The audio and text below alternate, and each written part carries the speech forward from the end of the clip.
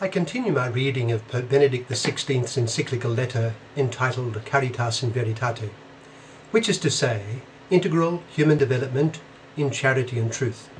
I begin this segment at number 48 in chapter 4, the title of this chapter being The Development of People's Rights and Duties and the Environment. I shall read numbers 48 and 49. 48. Today, the subject of development is also closely related to the duties arising from our relationship to the natural environment.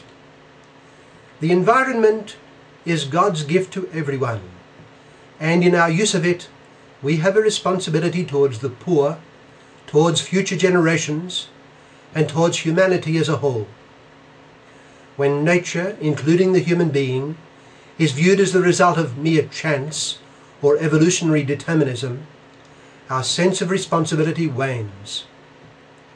In nature, the believer recognizes the wonderful result of God's creative activity, which we may use responsibly to satisfy our legitimate needs, material or otherwise, while respecting the intrinsic balance of creation.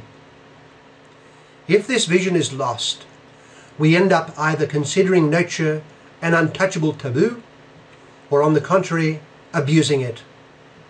Neither attitude is consonant with the Christian vision of nature as the fruit of God's creation. Nature expresses a design of love and truth. It is prior to us, and it has been given to us by God as the setting for our life. Nature speaks to us of the Creator, for instance, Romans chapter 1 verse 20, and his love for humanity. It is destined to be recapitulated in Christ at the end of time. Thus it too is a vocation. Nature is at our disposal not as a heap of scattered refuse, but as a gift of the Creator, who has given it as an inbuilt order, enabling man to draw from it the principles needed in order to till it and to keep it, as we read in Genesis chapter 2, verse 15. But it should also be stressed that it is contrary to authentic development to view nature as something more important than the human person. This position leads to attitudes of neo-paganism or a new pantheism. Human salvation cannot come from nature alone, understood in a purely naturalistic sense. This having been said, it is also necessary to reject the opposite position, which aims at total technical dominion over nature, because the natural environment is more than raw material to be manipulated at our pleasure. It is a wondrous work of the Creator, containing a grammar which sets forth ends and criteria for its wise use, not its reckless exploitation. Today much harm is done to development precisely as a result of these distorted notions. Reducing nature merely to a collection of contingent data ends up doing violence to the environment and even encouraging activity that fails to respect human nature itself. Our nature, constituted not only by matter but also by spirit, and as such endowed with transcendent meaning and aspirations, is also normative for culture.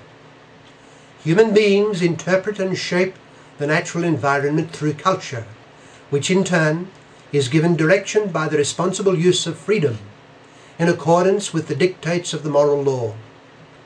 Consequently, projects for integral human development cannot ignore coming generations, but need to be marked by solidarity and intergenerational justice, while taking into account a variety of contexts: ecological, juridical, economic, political, and cultural. Number 49. Questions linked to the care and preservation of the environment today need to give due consideration to the energy problem.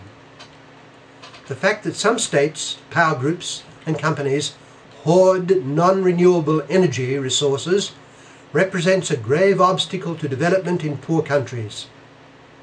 Those countries lack the economic means either to gain access to existing sources of non-renewable energy or to finance research into new alternatives.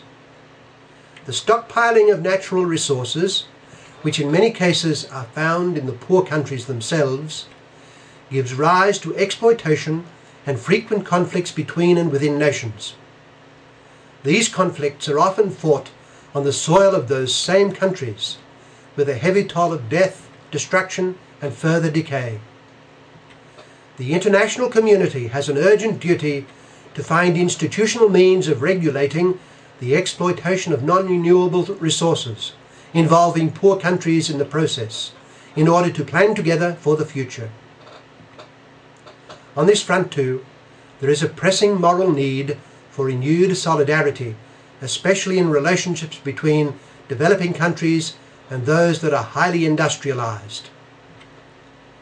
The technologically advanced societies can and must lower their domestic energy consumption, either through an evolution in manufacturing methods or through greater ecological sensitivity among their citizens.